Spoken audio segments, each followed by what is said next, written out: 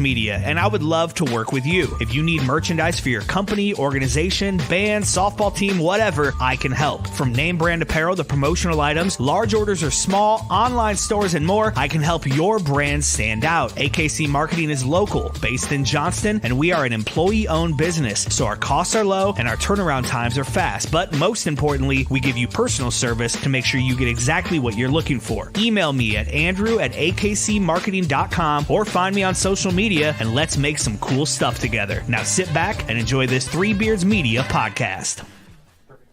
This Three Beards Media podcast may contain mature themes, and if you're not down with that, we got 3 words for you.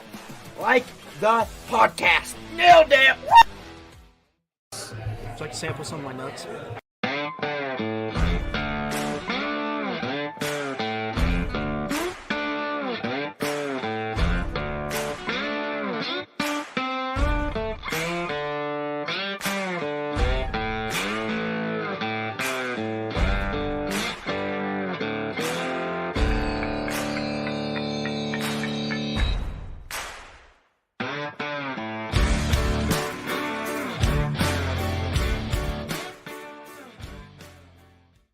Good evening and welcome to another episode of Old Man Strength, brought to you by Revelton Distilling Company, Kyle Lehman at Wintrust Mortgage, and broadcast live from the AKC Andrew Downs Marketing Studio. I'm your host, Chris Shipley. My co-host, Aaron, is out today. He's in Missouri. I'm not sure why anybody would ever want to go to Missouri, but he apparently did. So I brought in my my partner, my friend, co-host from Side of the Storm, Dave Larson. Dave, how are you? I'm doing well, and I agree. I don't know why anyone would want to go to. Well, it depends on where in Missouri. If you're going deep south, that's probably not the ideal place to be during the I don't know. There's pockets in Missouri, but I'm not sure why anybody wouldn't want to go to Missouri. Apparently, he has family there, which tells you. Apparently, he has family there, so that tells you even more about Aaron. So, listen, he's got quite the flight because he live out in the Pacific Northwest. Yeah, he lives in Seattle, Washington. So, yeah, he lives in a Washington area. So, okay, well. Well, I guess Missouri is where people go from Washington to vacation. I guess. Listen, we have a super great guest on. Again, thanks again to my friend Keith Schrage. He always hooks me up with the best guests. One of the things we do here on Old Man Strength is we like to talk to Cyclone and Iowa State legends, especially from our time, since we've got some Old Man Strength. So I was told that the most famous Iowa State player to wear number 18 was coming on. That apparently is an inside joke. But Dave Archer, geez, I gotta read the whole resume here, Dave. No, you don't have to do that. Led the Big Eight and ranked 8th nationally in total offense in 1983. Chris, what's the Big Eight? The Big Eight. Big Eight. That's how far back we're going, my friend. Whoa. That's how far back we're going. But seriously, professional career at the Falcons, the Redskins, the Chargers, the Eagles, even some time, I think, in the CFL. And as I told him before the pod, the guy that made me realize that actually Cyclones could play in the NFL, Dave Archer. How are you doing tonight, Dave? Hey, Chris, great to be with you. And believe me, there were some Cyclones. A lot of Cyclones played in the league well before I went in there. But I appreciate I've learned that. And no, it's great to be with you tonight. We're on the eve of training camp for I call the games to the Falcons. Have called the games to the Falcons for the last 20 years, and unbelievable. Can't believe it's been that long, but we're getting ready to go to training camp this next week. So it's football time, right? That's right. So, I mean, the majority of your life, this time of year, your juices get flowing. Tell me what that's like leading into training camps and to fall camp and what gets you going.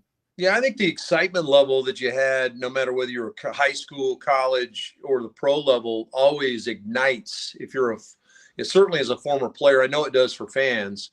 Now, some fans fearfully approach the season. If you've got a team like Atlanta, it's been kind of lean here for the last several years. Atlanta hadn't been to the playoffs since 2017 under the leadership of Matt Ryan and Dan Quinn after just barely coming up short in the Super Bowl the year before. And then since then, haven't seen a playoff run. But all the optimism here in Atlanta, much like the other 31 cities in the National Football League, you think you got a chance. You think you got a chance to win it. Think about the Jets last year and the optimism around them. And 4 plays into it, Aaron Rodgers is on the sideline with a torn Achilles tendon. So you don't know, but there's optimism in all 32 cities. And certainly here in Atlanta, The guy that comes in here to play quarterback, Kirk Cousins, resembles a guy that was an outstanding player here for 14 years, and Matt Ryan, very similar guy. They've got a lot of weapons on the offensive side of the ball, new coaching staff. So again, like the other 31 cities, there's optimism raining down, much like there is around the country. I'm sure in all the new Big 12, the 16 teams that are in the Big 12, I think you count it probably 8 or 9 teams that realistically probably have a chance to be dancing that final weekend of the season, that first weekend of December. I think there's a number of teams that are probably laying in the weeds. They could do it too. So optimism reigns supreme right now. It certainly does for me. I'm excited about the season. How can you not get excited for football? Now, do you attend a lot of the training camp sessions during the week, or is that something that you have access to the players post-practice or in between meetings? No, I do, Dave. I'm out there probably at least every other day. I live about an hour and 15 minutes from where the Falcons have training camp in Suwanee, or actually it's in Flowery Branch. It used to be Suwanee where I was, but it goes up I-85, which is the northeast side of Atlanta, northeast side of the city. And so I got to cut across the city to get there, but I'm probably there every other day. We put some content on AtlantaFalcons.com virtually every day, kind of keeping the fans up to date as to what's going on with training camp and some of the training camp battles that are going on, how certain guys are looking. This is going to be a different year this year for Atlanta because there's only be 2 open practices. Normally they have a handful of open practices where the fans can come out. They've got a big hillside where you can come out and sit, and they'll have things to eat and all that kind of stuff, entertainment, but also you'll be able to watch practice. Atlanta's doing a whole bunch of infrastructure out at their facility, so a lot of work being done. They're not going to allow anybody to come out to the facility. There's no place to park. There's no place for anybody to get in. So they're going to have an open practice at one of the high schools here in Georgia.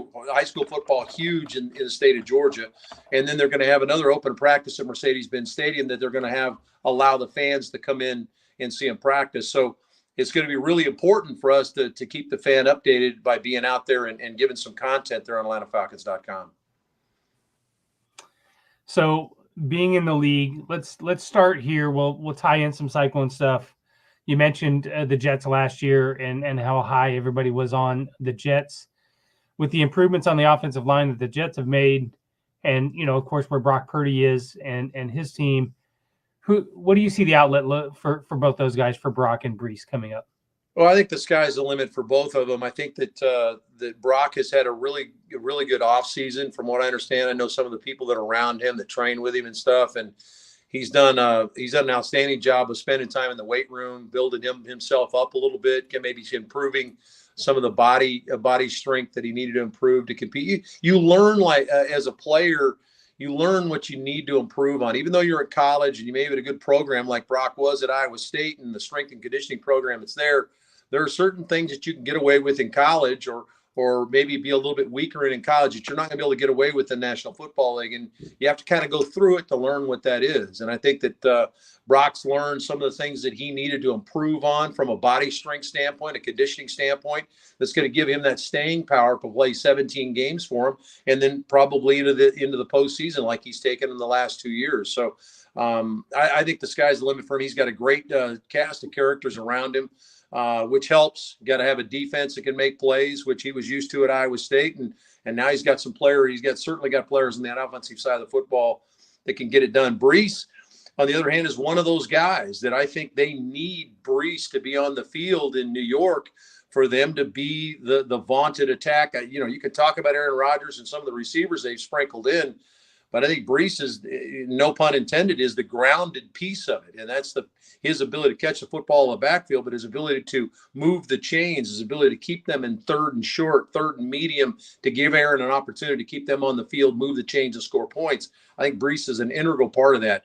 And I think if they can keep their people healthy, that's what the Jets have just had a nightmare existence with the injury bug to try to keep guys on the field. Breece was part of that, right? A couple of years ago where he hurt his knee and he was rolling.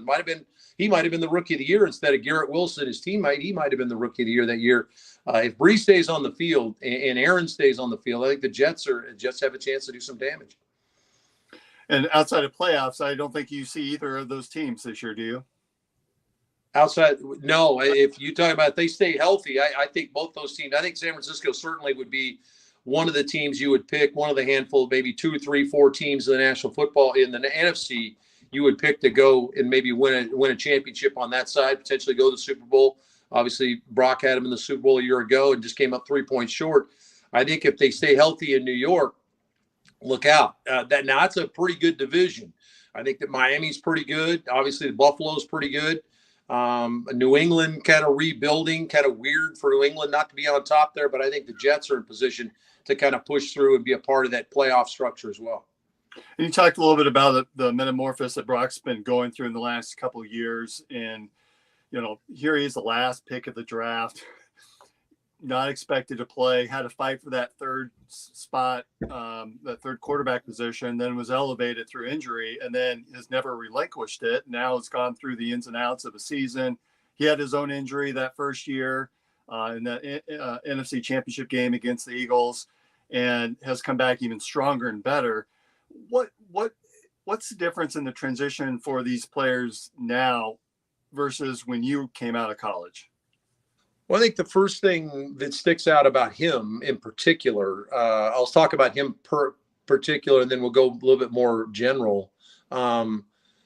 He had what I had on my shoulder when I came in the league, and he's been far more successful in his first couple of years than I was. I got a chance to start early on my career, but we didn't go to NFC Championship games and go to Super Bowls the way Brock has taken the 49ers the last 2 years.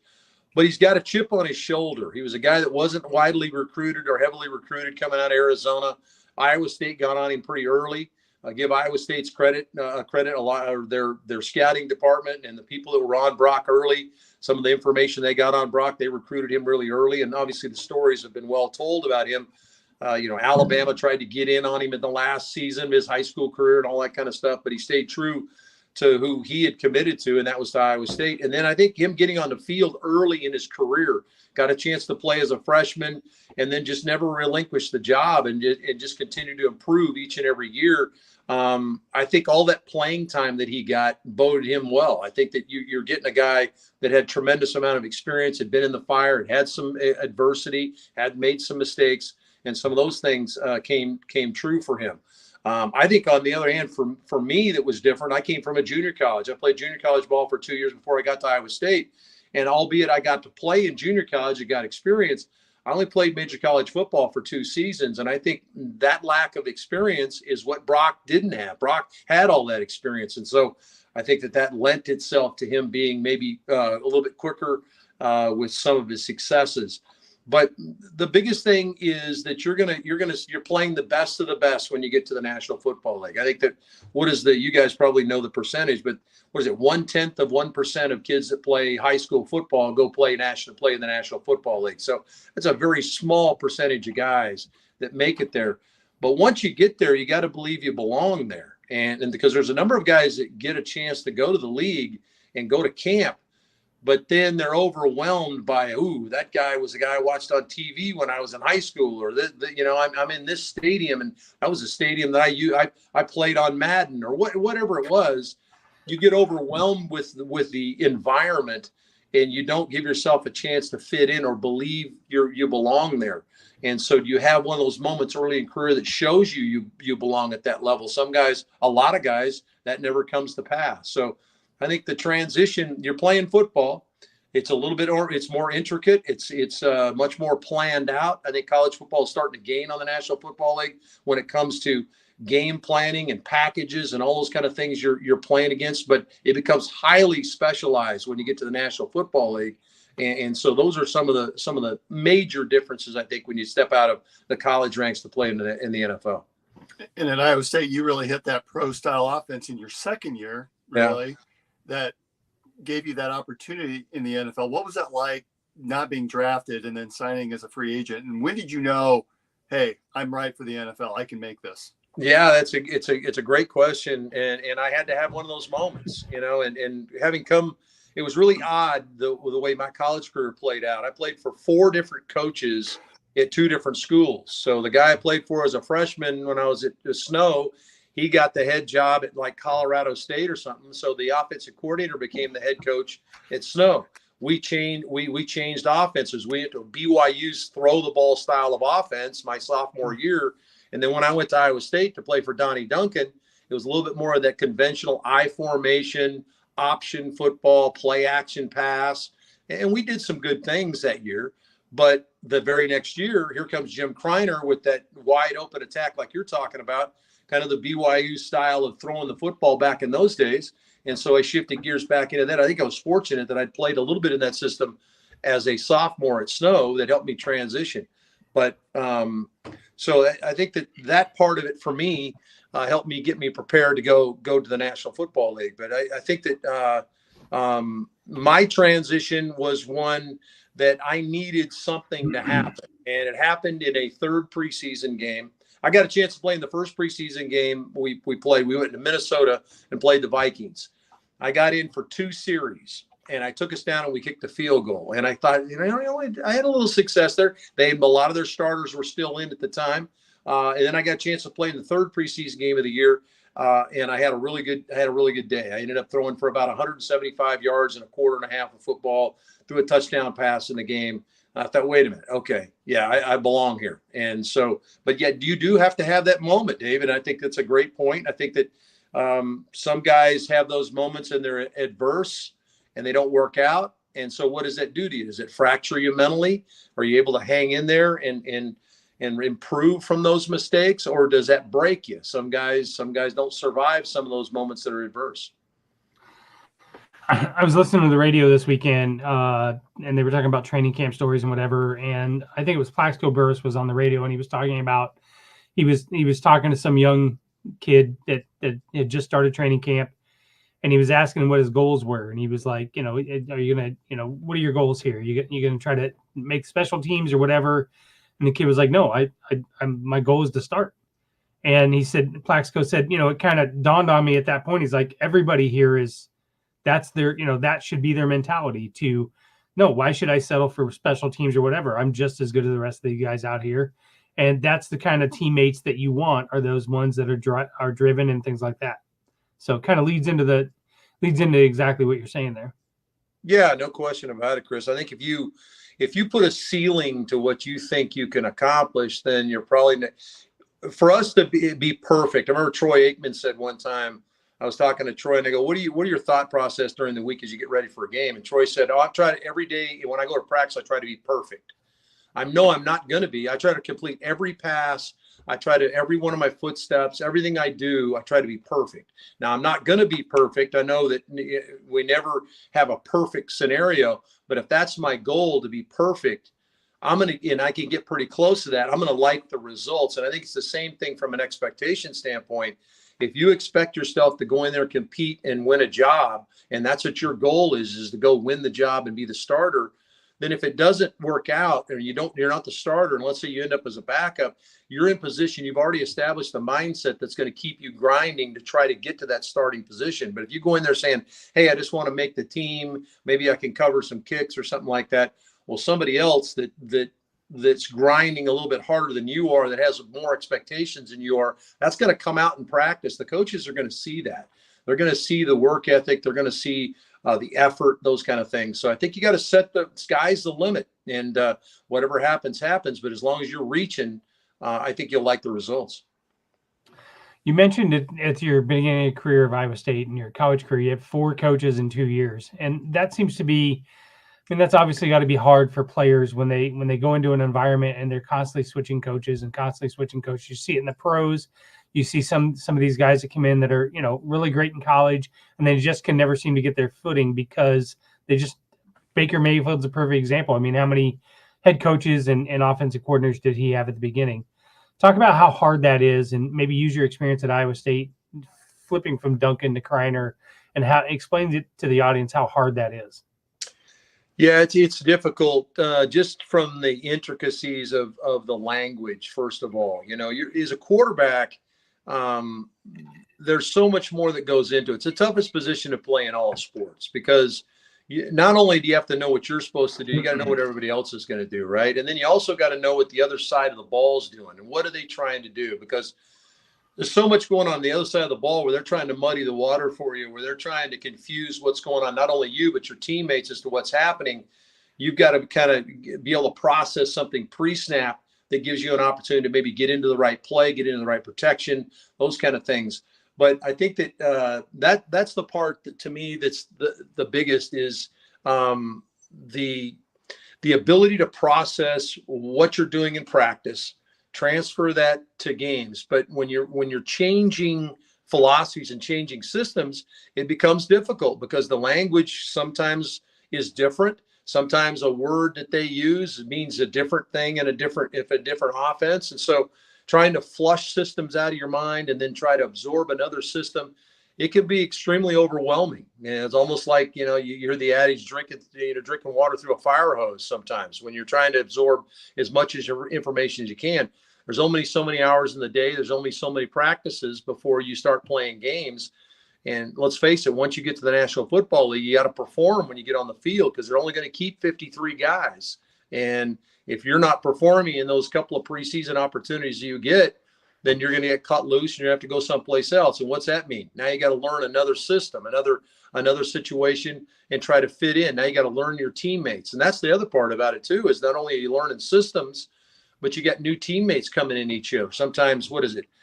Some rosters turn over some 35% of the roster. The better rosters, like the San Francisco 49ers, they only turn over 10-15% of the roster, but there's some new guys that are going to come in that are going to be in prominent roles that you're going to have to learn and develop and adapt to. If you can keep your system the same, then that minimizes some of the damage. But if you're also learning a new system, then it maximizes some of the issues. So everybody's having to do it. It's not like it's just happening to a few people. I think everybody that's ever played the game at some point has had to deal with that kind of stuff.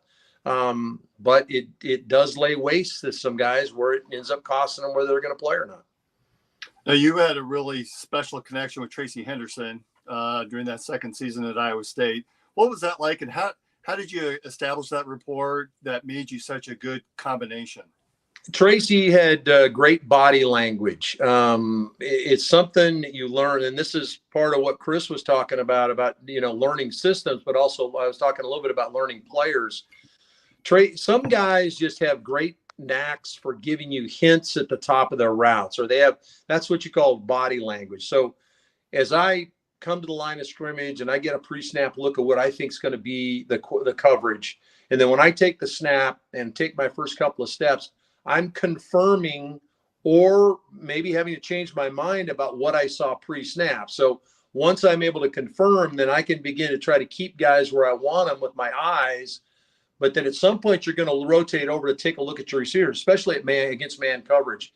Tracy was unbelievable at the top of the routes in man coverage. When you come off the ball, you establish your stem. That's the initial part of your route, the first maybe 4 or 5 steps of your route. You're stemming up the field. And then there's going to be something at the top of the route. You're going to hint. There's going to be a little some kind of body wiggle to create some separation.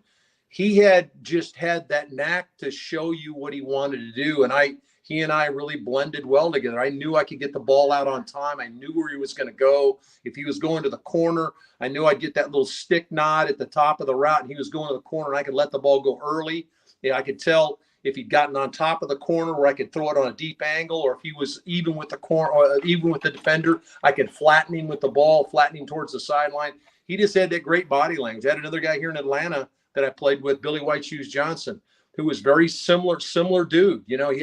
He just had that little wiggle, and you knew, boom, that's when the ball's got to come out. And you got to work with guys. There's guys that you got to say, hey, give me a little something at the top of the route, or let's talk about what you're seeing. That's where, quarterback and receiver really have to blend together. That's where, say, why are you guys throwing routes against air? Routes against air is just wide receivers and quarterbacks throwing routes. There's no DBs or anything out there. But what you're learning is you're not having to worry about coverage. You can actually watch the receiver on his route as you drop to throw, and you can start to get that feel for the body language. This is how his body comes out on a speed out where he rounds it at the top, or when he gets to the top of the route, he doesn't chop much. He puts one foot in the ground, he drives the sideline. I can get the ball out on time. That's all that stuff you're working on, that chemistry you're trying to work on. So when it's game time, you have that natural trust and feel that the ball comes out. That's what I had with Tracy. I just knew where he was going to go. That's a nice reference to Billy White Shoes Johnson, because I think that's the guy that all of us that grew up in that era would practice his end zone celebration. If you don't know what I'm talking about, Google it, because it was a lot of fun back in the day. I'm sure it's on YouTube somewhere. That's right. Yeah. So Dave, how's it? There's a lot of technology that's coming into today's game, and I think that they're in the college game in particular. They're putting in some of the microphones and some of the apparatus so the quarterback can hear the offensive coordinator or the coach pre-snap. How's that different than when you played without that? Because I always think that quarterbacks during your era had to know everything that was going on, like you said, know where everyone's going to be able to read that defense, anticipate. You had to do a lot of homework in advance, so then that way you can make those adjustments at the line of scrimmage, where now it feels like those adjustments are taken out of the quarterback's hands. Am I right on that, or am I wrong? Well, I think you're partially right, Dave. I think that remember the communication with the OC or whoever's calling the plays cuts off with 15 seconds left on the clock. So there's still a lot of time between the time you get the ball snap, when you get to the line of scrimmage and the ball snap, from when you get through talking to the coach upstairs or along the sideline. The one thing there are several positives about it, in all honesty, in my mind, because of the era that I played in. And I did get into some of the era where they talk in your helmet. We won the World League Championship in '92, and they had just introduced the helmet communication from the coach to the player, and they had to cut it off. Obviously, it cut off, like I said, with 15 seconds left. But you can get overrun with information at that point. It's okay, give me the play. But then, he's going to say, okay, the positive part about it is, okay, it's 3rd and 5. You know that. He'll say, hey, don't forget on 3rd and 5, they're 65% pressure to the strong side. And that's something you can look for, okay? But once it cuts off with 15 seconds, it's still your ball game. And you're going to be the one that's going to change the play at that point if you need to change it prior to the 15 seconds. So I think that there's going to be a little bit of a give and take there. I think that some of the quarterbacks will absorb it pretty well. Some of them will be irritated. I remember having coaches stand behind me in practice, and this is a little bit off the microphone thing, but it's a little bit the same. I had a coach that used to always want to say, "There he is," and he would say it out loud. He's saying it to himself, but I'm dropping to throw, and I might not even be looking in that area. I'm looking at a different area of the field to attack. He goes, "There he is." He's looking at the in route over here, and I'm trying to throw the comeback on the other sideline. And this guy's not open, but evidently the dig route was on the other side. There he is. So finally, he did it enough to me that I dropped. And when I got to the top of my back into my drop to hitch up to get ready to throw, he said, "There he is." I just turned around and pitched him the ball. Said, "You throw it." It sounds like the guy that sits in my stadium. That sounds like he quit doing it. I think that getting back to the technology, I think the Surface Pro stuff on the sideline is going to be really big. Because they used to have Polaroids back in my day where they dropped Polaroids down of pictures of what was going on. Now they got real time. You can set it's video that you can watch and see how things are reacting based on movement. If let's say you got some pre-snap movement and you're motioning one guy from one side of the formation to the other, and they're rocking the safeties, or maybe somebody's creeping up or something like that, you're going to get a chance to see that. Maybe you didn't pick it up when you saw it when you were at the line of scrimmage because you're watching as much stuff. So I think that's going to be positive. As far as the communication on the field, I don't think that's going to change the game that much. Everybody seems to think that that's going to change what's going on. I do think you're going to get some cleaner calls. You're going to you don't have to have everybody looking at the sideline, albeit I still think you're going to get guys. There's still going to be a lot of no huddle stuff at the college level. And so you're still going to have to look to the sideline, because a lot of times there are 4 or 5 different guys signaling in. There may be somebody signaling to the offensive line what the protection is. There may be somebody signaling to the wide receivers, okay, this is what the route is or what the running play is. You're still yelling some stuff out, but with crowd noise and all that kind of stuff, there's still going to be a lot of signaling going on or holding the signs up. But I do think the communication from the play caller to the quarterback saying, hey, be alert for this. Hey, don't forget they do this. Here's your check if you get this, prior to the 15-second clock going off to where they can't talk to you anymore. That's going to be a positive. Dave, I'm going to take a real quick break, and then I want to come back. I know Dave's got some questions about NIL, and I'd like to learn how you picked Ames and what brought you to Ames. So let's take a real quick break from our sponsors at Revelton Distilling Company, and then we'll get back with Dave Archer. Making great tasting bourbon requires the perfect combination of ingredients, conditions, and time. The longer it rests, the better it tastes. Revelton Distillery's new single barrel bourbon is made from 80% corn, sourced 100% from Iowa farmers. And unlike mass-produced bourbons, each barrel of Revelton's single barrel bourbon is unique, proofed on when it tastes best. As they like to say, it'll be ready when it's ready.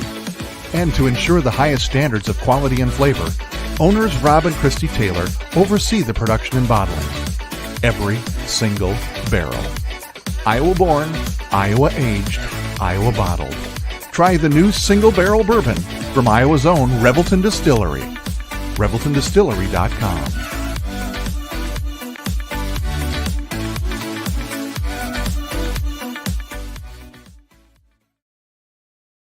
Be sure to pick up that rare bottle of bourbon down at their distillery only right now. Really appreciate their sponsorship and their support. So, Do you Dave, have any left, Chris, after we invaded your house? a little bit. I haven't broke into the bottle that they signed for me. I probably won't break into that. And Rob will be pissed when he hears that, because he's like, I made that so people would drink it, not keep it on the shelf. So, so Dave, you spent some time at Snow Junior College. You finished your sophomore year. It's the same question I ask everybody else. Why Ames, Iowa? Yeah, we had a really good year my sophomore year. We finished 4th in the country, went to a bowl game. I had some decent numbers. We had a good team. We had a bunch of guys that went and played major college football around the country. And so at that point you start getting recruited, right? And so it's an interesting time, because it's a condensed recruit, because you get done with the bowl game. I think our bowl game, I want to say, was right around the championship weekend now of college football. I think it was the first weekend of December. I had our bowl game. And so the recruitment began there. A little bit, I guess, a little bit like guys in the transfer portal now. That guys are jumping in the portal to try to get into spring practice for other. So I got a little taste of what I guess it's like to be in the portal. But I got a chance to. I visited. I visited a couple of the old WAC conference, Western Athletic Conference. Went to New Mexico and to UTEP. I always wanted to play major college ball, and I didn't. And no disrespect to those two schools, but my sights were set on playing at the biggest level. And so when Iowa State came calling, I was excited to go to Ames. I didn't know a lot about Ames, didn't know a lot about Iowa, to be honest with you. And I got recruited by LSU and Texas at the same time. Ironically enough, Mac Brown was leaving Iowa State to take the offensive coordinator job at LSU, and Mac started recruiting me at LSU, who's now obviously the head coach at North Carolina. So great coach at Texas, won a national championship there. So as far as getting to Ames, I want to say still to this day, it was one of the more enjoyable trips I think I ever went on. Didn't spend a lot of time in the Midwest of the United States. I grew up I was born in North Carolina. My dad was in the service at the time, and then he got into construction. And at that time, they were building a lot of dams for hydroelectric power for across the country. They built one in Arkansas. We lived there for a while. Built one in Arizona. We lived there for a while. Built one in Idaho. Lived there for a while. Then he went to California and worked for a company that was building the Bay Area Rapid Transit System. So I lived in the Bay Area, California, but never really spent much time in the Midwest. And so when I got out there, it was kind of like the little city I grew up in Idaho. Soda Springs, Idaho had about 2,500, 3,000 people. And I think I had 73 kids in my graduating class. And when I got to Iowa, obviously I didn't see the mountains, but it was country. It was more family oriented stuff. And I felt like I got that feeling from Donnie Duncan and his staff when I was there. Now I flew from there to Baton Rouge and went to LSU, as I said, and talked to them, and they walk you out in Tiger Stadium with the lights on and all that kind of stuff. And that's unbelievable. And then talked obviously to the people at Texas, but I think you hear the story a lot from players is where is that comfortable feeling where you feel like you're at home? And that may sound a little bit corny, but that's what it felt like at Iowa State was I was just kind of, walking out my back door in Soda Springs, and I was going across the street, and I was home at Iowa State. And I knew they were in dire need of a guy playing. I knew that I only had 2 years of eligibility left, so that was a big deal too. John Quinn, who was an outstanding quarterback at Iowa State, was leaving. Another guy that wore 18 there and wore it at a high level at Iowa State. John was leaving, and the backup had not played very much, so the competition was going to be pretty even coming in. So I was excited about that possibility. They came out and recruited me hard. We had an offensive coordinator, just been hired by Donnie Duncan at the time. A guy named Al Sandall had come in. He spent a week in Soda Springs, and it just happened. We got about 4 feet of snow in the 4 days he was there.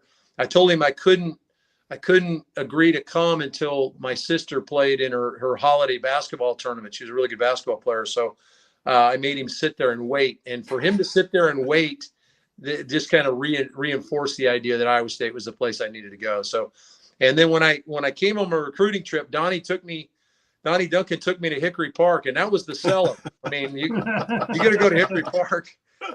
To this day, we don't ever come back to Iowa. And my wife, I met my wife at Iowa State, and her family lives in Des Moines, and she was born and raised in Des Moines, went to Dowling High School in West Des Moines. We do not come back to Iowa without a trip up to Ames to Hickory Park. And sometimes I'll steal a couple of them. I'll go up there 2 times, and one of them they may not even know about. So you get back very often then, and what do you think of all of the changes that have occurred both on and off campus and with the stadium? I mean, it's a day and night difference than from when you played. It's unbelievable, David. It's what they've done there. The group that's there now. Obviously, there was people prior to, but Jamie Pollard, what he's done as the athletics director there, just a tremendous job. And then his teamwork with Matt and what Matt's been able to do to build a program there, Matt Campbell, and how much he's committed to the program. There have been people come knocking on his door, whether it's the National Football League or other college programs, maybe a little bit bigger in prominence than Iowa State. And Matt stuck it out there. He's a family guy, much like the reason I went to Iowa State. I think that's why he's there. His family is rooted there. They're going to school there. They're involved in the community there. But the infrastructure they've got around the stadium, what they're doing now with in between Hilton Coliseum and Jack Trice Stadium is unbelievable. The bridge that they built, it's a big time operation. It really is. And it looks big time. And unfortunately nowadays, with the way the recruiting's going, I say unfortunately, you need to have the bells and whistles to get maybe some guys to come in.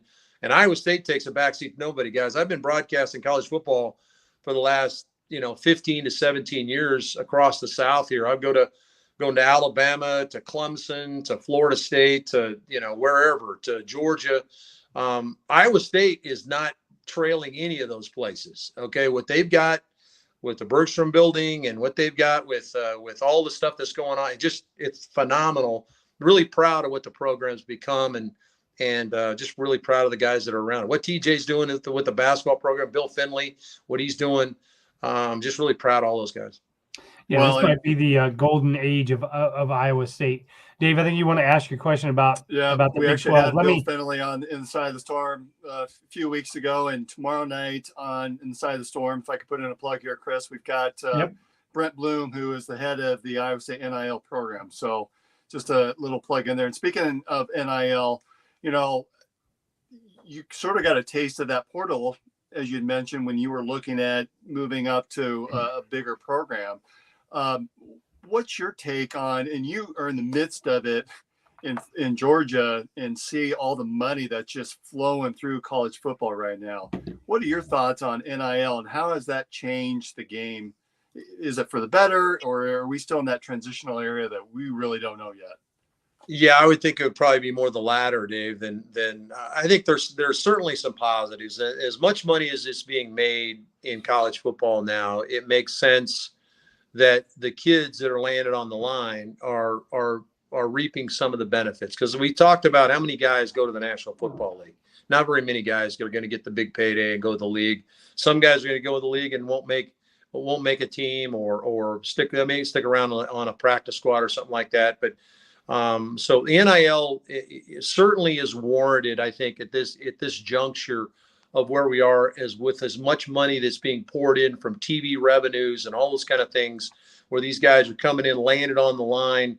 I would like to see some structure with the money scenario, whether it goes into trust funds or annuities or something for the kids, especially from a health standpoint.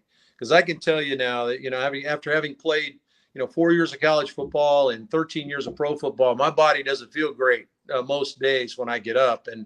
And a lot of that is due to the game. And so there's a lot of, hopefully everybody's got a really good job and they've got, benefits that are attached to it. But there's a lot of people that don't. And so I would like to see something put in from a health standpoint for players that do play, that some of this money that's being put out there is not just to go buy a car or put somebody in a house or something like that. It's maybe to help cover some costs and things like that, because that can be, as you guys know, the healthcare can be exponentially high for people. That's just one thought for me. Old school for me, David. I hate it. I think that we're completely downplaying the value of the scholarship. Okay, if you're gonna, what happened? What is it like? If you're out of state to go to Iowa State, is what, $32,000 a semester to go to Iowa State, $33,000 to go to a semester somewhere in that neighborhood. Well, where's the value in that? The guy that's coming from Illinois to go to Iowa State because he wants to go to the veterinarian school, he probably not getting NIL money. He's probably not getting, may not even be getting a scholarship. Maybe he's getting an academic scholarship and is only partly paying for what he's doing. But I just think that where is the value in that? We just can't completely discount the value of the $60,000 you're given every year as a scholarship player. So now, but I got to have NIL money. I've got to have, what's the scholarship? So I've had that argument. I've been on Big 12 radio with XM the last 5 years talking about that. I'm kind of old school and I'm the old guy on the other show. So maybe that doesn't equate, because I do believe there is some common ground there from a sharing standpoint that the player should be able to get in on. But I would like to see the healthcare thing be a bigger part of what's going on. Well, it is nice to see guys. Sorry, Dave. It is nice to see guys like Rocco Beck use that NIL money and put on a camp for a town. Absolutely. And things like that. So I'm going to take one more. We've got a couple more things we want to do, Dave, and then we'll get you out of here. I want to take a quick break from Wintrust, and then I want to come back and ask you. You cover ACC. I think, Dave, you have a question about Clemson and Florida State in the Big 12. So let's get a quick break from Wintrust, then we'll come back with your question, Dave. All right? Sure. Are you in the market for a new house and unsure of the mortgage process? Want to know that you have someone looking out for you? Kyle Lehman from Wintrust Mortgage is a down-to-earth, knowledgeable lender who can be there for you in your corner. He can work with you in any of the 50 states and is just what you need to expand your home search. Kyle will work with you through the entire process with little to no work from you. Take the worry of the mortgage process out of the equation so that you can focus on looking for your dream home. Contact Kyle at www.wintrust.com/Kyle-Lehman or call him at 515-473-0546. All right, Dave, go ahead and ask your question. All right, hang on. You guys see my Iowa State? Yeah, I've been staring at it. I'm kind of jealous, and it's one more thing I'm going to add to my basement that will drive my wife absolutely crazy. I have one in my basement. I'll show you some photos. I'll show you some photos of my basement, Dave. I actually have a photo of you down here. Oh, so, okay, cool. So, yeah. Well, and I'm looking over your shoulder at the old school Atlanta. I say old school, I apologize, but the old Atlanta. It is old school. There it is. Yeah, those are old school. You guys need to go back to that and the red helmet. That's just what I grew up with. I'm not the black school too, but the red looked sharp with the gray pants. I agree with you. As much as we want to change stuff, it's funny how everybody wants to go back to the retro look, right? It's really hilarious. Hey, we got the throwback. This will be throwback week. I just got an email from AtlantaFalcons.com that we got 3 throwback weekends. We're going to go back. Why don't we just throw it back every weekend? Why can't we just wear those uniforms? Well, you ask the Iowa State crowd, and they'll tell you absolutely we should go back to an old logo. Yeah. Well, some of them. So, Some of them. Dave, I know you're an ACC color guy. You do some college football games for the ACC conference. The shift has been just drastic over the last 10, 15 years. And now this is the first year where Texas and Oklahoma are joining the SEC. And there's a lot of speculation about the future of the ACC conference. And we here in the Midwest hear a lot of scuttle about Florida State and Clemson in particular.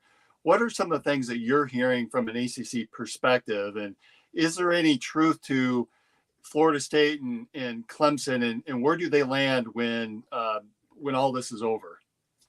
Well, yeah, that's a guess is as good as anybody's, right, Dave? As to where Clemson and Florida State, probably Florida State blue blood program. I think Clemson, based on what they've done over the last 15 years, maybe they slide into that category as well.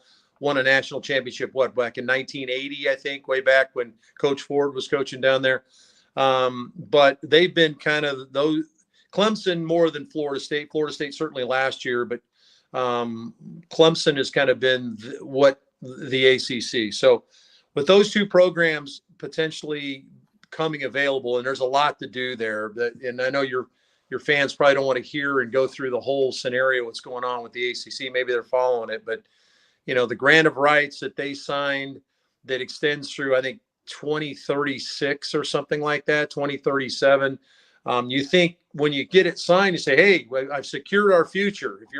If you're the commissioner, I've secured our future. And then everything blows up about 3 years later. And now all of a sudden the Big Ten and the SEC are making upwards of $80 to $90 million a year in TV revenue.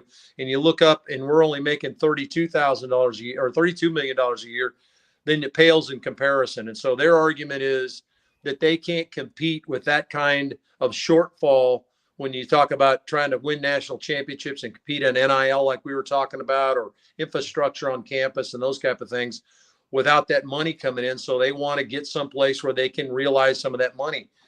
Brett Yormark is a forward-thinking dude.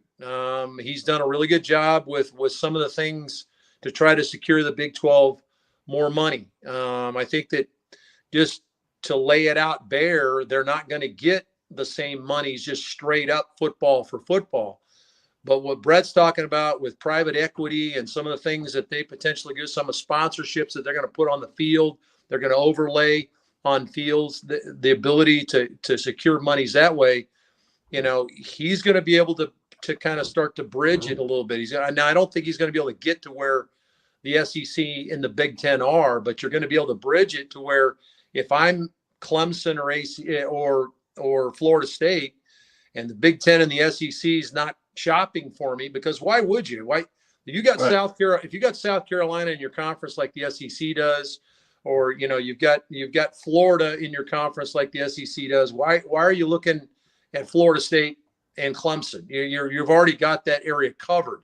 You'd be better off going and getting somebody out of North Carolina or something like that, or getting South Florida, go to get Miami or somebody like that. But so I think that the Big Ten to me would be the more logical one to go get those two schools. They don't have that would give them that footprint or that entity in the South. The Big 12 did a great job of expanding out and getting UCF. I think UCF is going to be a prominent program over the next few years in the conference. I think they have a potential to be a bit of a dark horse this year with KJ Jackson coming in at quarterback. Gus Malzahn's an outstanding coach. They're already making great inroads in recruiting out of Orlando that's stealing players from Florida State and stealing players from Florida. So I think that but I do think that the Florida State Clemson brand would be something the Big 12 would be interested in. And I think they would be interested in the Big 12 with what Brett Yormark is trying to do in trying to secure monies kind of outside the normal channels. And so I think ultimately they're going to end up in the Big 10, but I do think that the Big 12 is in the ball game. I just don't know how the money's going to work in all of this, because you're right. If this lawsuit goes through and they're successful, that pretty much blows up all the conference affiliations, because now you're going to have free agencies even within the conferences of movement, and you're going to see teams like the Big Ten kick out Rutgers, and you're going to see the SEC kick out Vanderbilt. And I mean, where does it stop? Where does it end? It's just where you live in fascinating times. Yeah, no question about it. You wonder if we're going to get into, I've always said, or at least I've been saying for the last 3 or 4 years since really NIL came online, transfer portal became a normal thing for us, that this thing is going towards the National Football League. The playoff structure has gone towards the National Football League. NIL is pay for play. Transfer portal, as you said, is free agency. So at some point they're going to start structuring this thing much like the National Football League is because regional stuff is going out the window. USC and UCLA are in the Big Ten now. You mentioned Rutgers is in the Big Ten. We've got Oregon in the Big Ten. So what do we got? Cal and Stanford are in the ACC. Atlantic Coast Conference. That really doesn't equate with those two schools. So I just think that you're going to migrate towards, the money is obviously dictating what's going on. You're ultimately going to end up with something that looks like the NFL, where you're going to have eight divisions, and it's going to go to 7 teams out of each conference is going to play each other, and it's going to ultimately get to that point, and we're going to kind of destroy guys. That's the thing that really bothers me, and I go back to my old school deal. We're going to destroy what college football is about. College football is about the fans and the traditions and all that kind of stuff. I think we'll still love the games. You're still going to love the matchups. But, the individual, the games, Iowa State, Oklahoma, those games, we're losing a great deal of those games. And, hopefully saner heads will prevail and they won't allow us to get all the way to the National Football League level, and we'll still keep some semblance of college football. Well, and the proof is in the pudding. If you've been playing or seen anywhere on Twitter about the college football, EAS's college football that was released over the last week, everybody's playing it. Yep. It's crazy. People love college football. Yeah. Yep. Yeah. And it's the beauty of it is it's different. It's different than the NFL. Yes, it's the same game, but it's just the pageantry. It's on campuses. I know that the fans that watch your show probably have been to Ames numerous times. You don't get that at a National Football League game. There'll be a couple of places you go where maybe it's a playoff game or something like that where you get it. I go to Mercedes-Benz Stadium down here to watch the Falcon games, and the stadium's 2/3 full, and there's a bunch of people wandering around because they're trying to find barbecue to eat, or they're looking for that brick oven pizza that they heard they had down there or something like that, and they're not really watching the game. They're not in their seats. They're standing up. You go to Ames, Iowa, the place is jammed. They tailgate and they get their food in and they do the barbecue. But when it's game time, it's game time. The bands are there and you got the chants going, all that kind of stuff. It's just different. I just hope that we don't allow college football to turn in. And I love the National Football League. Don't get me wrong. But it's different. And that's what I want it to be. I want it to be different. 100%. I'm going to ask you one question and then I'm going to take a break. And I'm going to combine these two because Keith has me absolutely convinced that Chicago should not have picked Caleb Williams. I'm a huge Bears fan. You're an NFL quarterback. I need you to talk me off the ledge and tell me that it was a good pick. So what I'm going to do is I'm going to play this semi-sponsored ad for Steph Copley, who coined the term STFU on our podcast. And we decided to make it a charitable donation. So we're going to invite people to donate to the Young Women's Resource Center. And then when we come back, I'm going to STFU, Dave, and you can convince me or tell me that the Bears either made a mistake or did well with Caleb Williams, and then I can't react and I'll have to listen to it. So, hey everybody, it's Steph Copley, the woman behind the STFU segment on the Old Man Strength podcast. When I told the guys I wanted to sponsor this segment, they recommended that I make a charitable donation instead, so that's what I did. I chose the Young Women's Resource Center in Des Moines, Iowa. They're a nonprofit that supports, educates, and advocates for girls and young women ages 10 to 24. Their whole goal is to make sure that these young women become strong, self-confident, and successful. And if you know me at all, you know that aligns with my goals as well. If you're interested and would like to donate, check them out at ywrc.org and donate today. And remember, don't forget to STFU and listen every once in a while. Thanks. Okay, Dave, you can talk me off the ledge on whether or not the Bears made a good pick or not. It's hard, on young quarterbacks, right, Chris? I think that we've seen where some guys have hit. We drafted Matt Ryan back in 2008 here. Matt's first pass he threw was a 63-yard touchdown pass. He now is probably a Hall of Fame player. He's top 10 in, I think, most major categories with touchdowns, the completion percentage to yards. Who knew that Kansas City trading up to get some guy that finished 500 every year at Texas Tech in Patrick Mahomes would become the guy he is. He is, to me, Caleb Williams coming out. And I'm pumping the brakes here a little bit. So, Chris, don't get too over your skis on this. He reminds me, some of the things he does reminds me of Mahomes, his ability to do off-platform things, his ability to throw from different arm angles. I think he's got a really good understanding of the game. I think him following Lincoln Riley from Oklahoma to USC was the best thing that could have happened to him. Obviously, he won a Heisman Trophy. But what Lincoln does from a concept standpoint on the offensive side of the football equates perfectly to the National Football League, and then what they're going to do from a passing game standpoint, how to manipulate coverage, how to understand what you're doing pre-snap, those kind of things. It'll be the intangible stuff as to whether he is ultimately very successful. He's going to be better than what you got out of Justin Fields. I think Fields was a tremendous athlete that came in that was underdeveloped as a passer and was trying to develop his passing game at the National Football League level. That's really difficult to do. He had obviously the impromptu abilities to break you down and run, but Caleb comes in with the ability to move, to throw.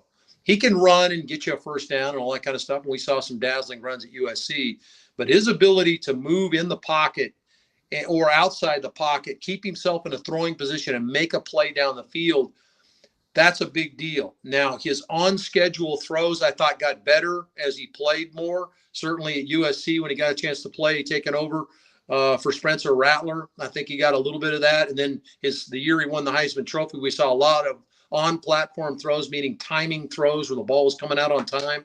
I think he'll continue to get better. They put a lot of good people around him.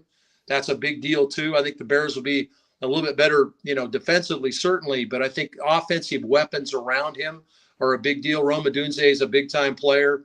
So I think he's going to be a good player. Do I think he's been a great player? That's just how does he handle the around the game stuff? And I know there's some worries about maybe his personality. Does he blend with his teammates and stuff? That's going to be on him. But from a raw ability standpoint, I think he has the ability to be a really good player. Super Bowl. That's all I heard. It's You've August, given the right? man hope. July and August, right? Jim McMahon's not walking through that door, so. Yeah, I know. When you were talking about Hall of Fame quarterbacks, I was like, whoa, I wonder what that's like. I don't know what that's like. Yeah, it's crazy. There hadn't been one. Dave, thank you so much for giving us your time. I really appreciate it. Again, as I said before, I'm a huge fan, so this was kind of a bucket list thing to be able to talk to you. So I really appreciate it. Well, Chris, it was my pleasure, and sorry it took so long for us to get together. I'm glad that Keith was able to connect us. David, great talking to you guys. You guys keep doing a great job, man. This is really cool for the fans to be able to have a chance to do this, whether it's just you guys talking or whether you have a guest on like me. I appreciate the opportunity to be on with you, but these are really, really cool platforms and opportunities. A little bit more let your hair down, just kind of talk and have some fun. Keep busting up really well. Keep doing the great work. You guys are doing a great job. Appreciate Thank you. that. And the Falcons should be a lot of fun to watch. So yeah, hope for a successful year, and we'll see you guys in the playoffs at some point against the 49ers or the Bears. You promise, Dave? You promise? Hopefully. I hope so too, man. Great talking to you guys.